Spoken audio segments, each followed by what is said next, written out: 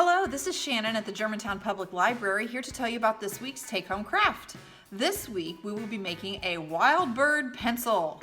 So when you pick up your craft kit from the library, you'll find inside a pencil, 2 pipe cleaners, 2 feathers, a little piece of cardstock, and a couple of Google eyes.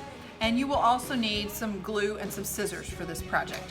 So the first thing you'll do is you'll take your little piece of cardstock and just cut a triangle out that will become the bird's beak.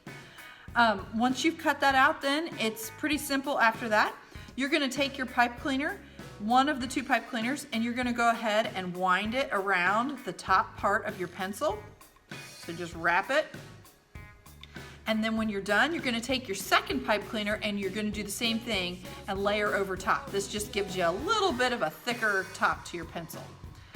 And then once you do that, you can take your feathers and poke them down into the coil of pipe cleaner that you've put on the pencil.